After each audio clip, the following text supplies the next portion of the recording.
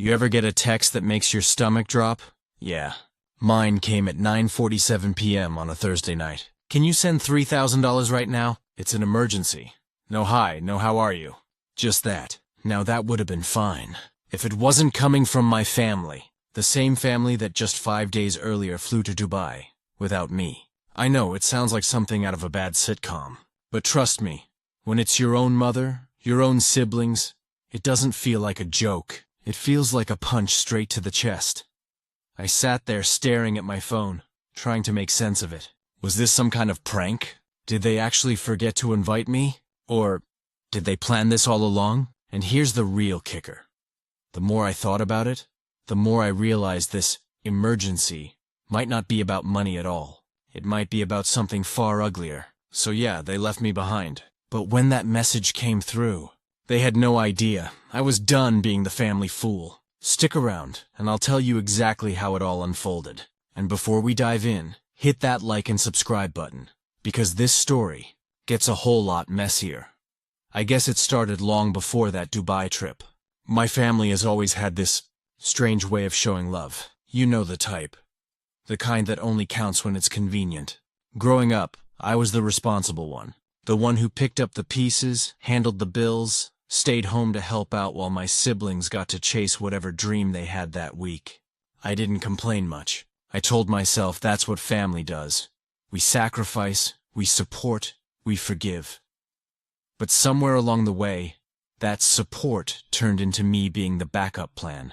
Every family event, every trip, I'd hear the same excuse. Maybe next time we just couldn't afford the extra ticket. It's funny how they always found the money for everyone else. Just not me. Still, I didn't say anything.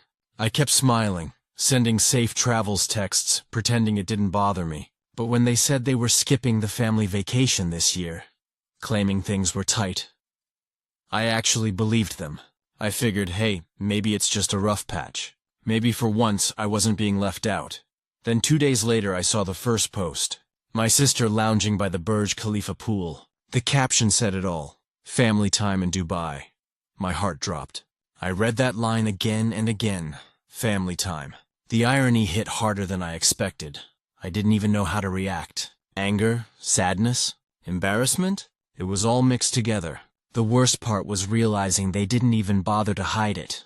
They just erased me from the picture like I was never part of the plan. That night, I stared at my phone for hours. My fingers hovered over the keyboard. I wanted to text them, ask why, demand an explanation. But what do you even say to people who don't see you as part of their circle anymore? So I stayed quiet for a while, but the silence didn't last. Because a few days later, that emergency text came through, and with it, something inside me shifted. I remember that morning clearly. Quiet. Gray skies, the kind that make you feel like the world's holding its breath. I woke up to another ping from my phone. Another photo. This time it wasn't just my sister. It was all of them. Mom, Dad, my brothers, smiling in front of a golden desert sunset, holding up mocktails like everything was perfect. And for a second, it almost looked beautiful. Until I noticed something. The caption read, "Family forever. No drama this time." That one line hit me harder than the photo itself. No drama this time. Like I was the drama. Like my presence ruined their peace. I felt that familiar burn in my chest. The one that sits somewhere between hurt and rage. I kept scrolling through their posts, each one worse than the last. Fancy dinners, desert safaris, shopping sprees. They were living the dream, and I was back home heating leftovers, pretending everything was fine. Part of me wanted to believe there had been some mistake. Maybe they thought I couldn't go. Maybe they were going to surprise me later. But the more I looked, the more obvious it became. I wasn't forgotten. I was excluded. That realization didn't just sting. It changed something inside me. You ever reach that point where you stop begging to be included and start paying attention instead? That's where I was. So I did what I never used to do. I stopped feeling sorry for myself and started watching.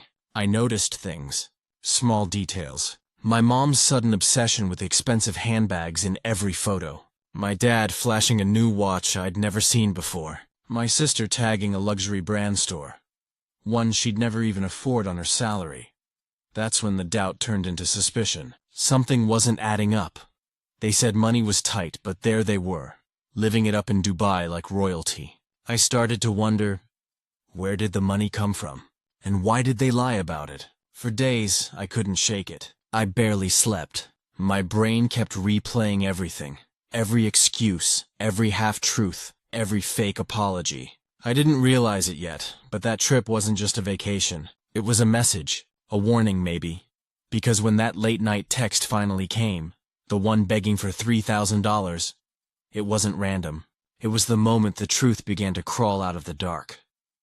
It was around 9:47 that night when my phone buzzed. One single vibration, but it felt like thunder. I glanced at the screen. Mom. I almost didn't open it. I was still angry, still trying to figure out how to process everything I'd seen.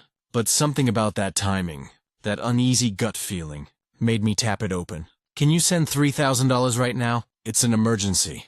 No explanation. No greeting. Just that. $3,000. I read it 3 times. Then I laughed. A sharp, disbelieving laugh that didn't sound like me. These were the same people who told me they couldn't afford my ticket. The same ones sipping cocktails by the Burj Khalifa a few hours earlier. And now, suddenly I was their lifeline. My first instinct was panic.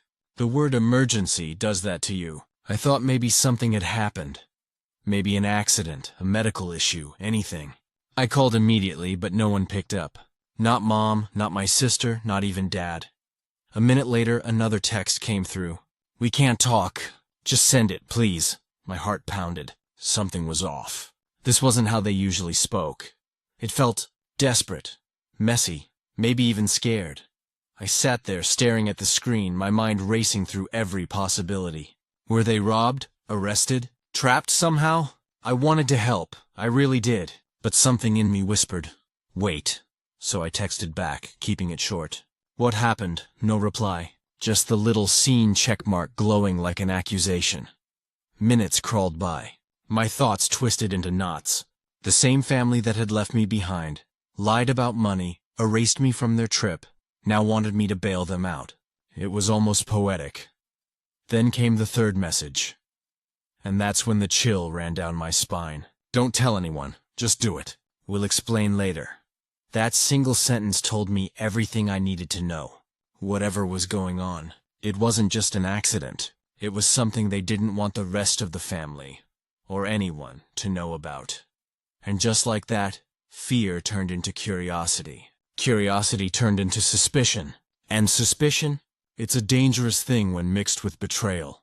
I didn't send the money. Not yet. Instead, I decided to dig a little deeper, because something told me, if I sent that cash, I'd be doing more than saving them. I'd be helping them cover up something they didn't want me to see. I didn't sleep that night. My mind kept spinning between disbelief and anger. Every time I closed my eyes, I saw their smiling faces in Dubai, holding up champagne glasses while I sat here, alone, and apparently their emergency ATM. By morning, I'd made up my mind. If they wanted money, they were going to have to talk to me. No more vague texts, no more half-truths. I called Mom again. This time she answered. But the moment I heard her voice, I knew something was off. She sounded nervous. Her tone was shaky, rehearsed even. Hey honey, listen. We just had a small issue here. Nothing serious. But we really need that transfer right now. I kept my voice calm. What kind of issue? A pause. Too long. Then she said, your father misplaced his card, and we're stuck till the bank opens. Her lie was so thin, it tore the second she said it. My father never misplaces anything. Not keys, not his wallet, not his temper. Funny, I said, because I saw a post last night where he was buying a new Rolex. Silence. That heavy, awkward silence where you can practically hear the panic on the other side. Then she whispered, you shouldn't be stalking our posts. I laughed. Low, cold. Oh, so I'm good enough to send money, but not good enough to be in the photos? That's when my sister jumped in. I didn't even know she was on speaker. Look, this isn't about you, okay? We just need help. Don't make it dramatic. That did it. I could feel the heat rise in my chest.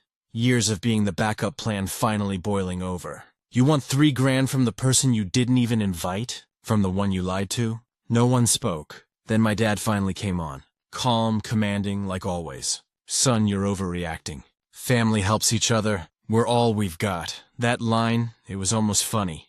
The same man who once said I wasn't cut out for family trips now preaching loyalty. I took a breath, steadying myself. "You're right, Dad. Family helps each other. But you stopped being family when you decided I wasn't worth a plane ticket." He sighed. "So that's it? You're letting us suffer?" And there it was, the guilt card, their favorite weapon. I almost caved. Almost. But then I remembered how easily they deleted me from their vacation like I never existed. "No," I said quietly. "I'm just finally letting you face life without me cleaning up your mess." I ended the call before they could answer. My hands were shaking, not from fear, but from the power of finally saying no. For a few minutes, I just sat there, staring at my silent phone. Then a message popped up. "You'll regret this."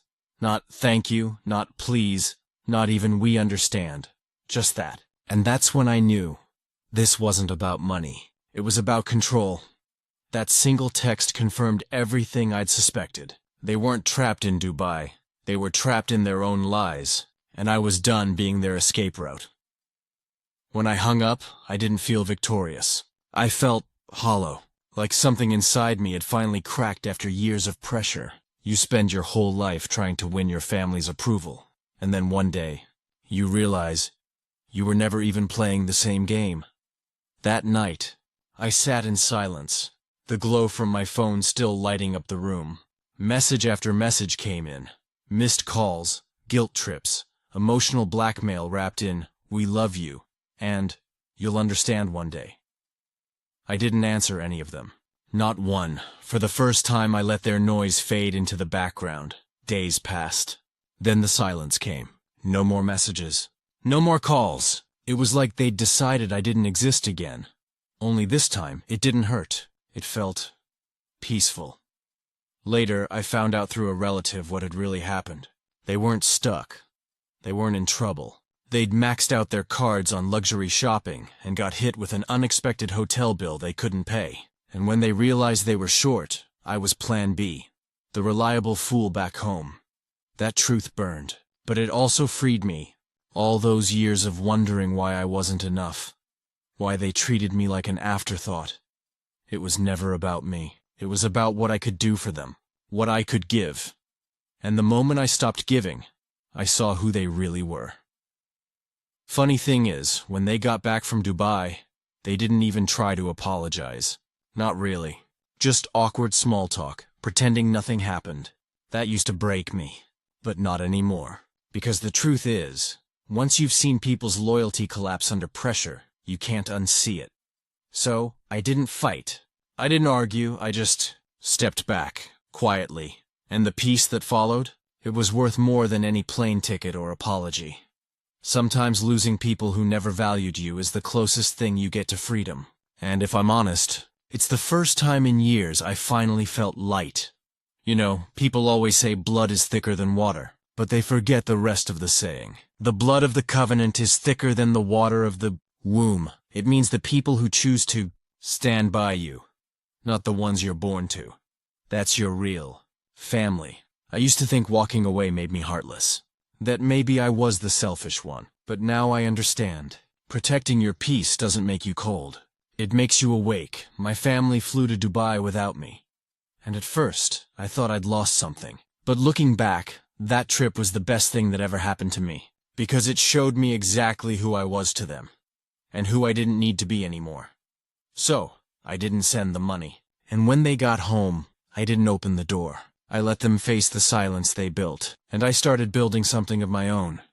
Boundaries, self-respect, and a life that didn't revolve around people who only remembered me when they were desperate. Sometimes, revenge isn't loud. It's not yelling, blocking, or proving them wrong. Sometimes, the sweetest revenge is peace.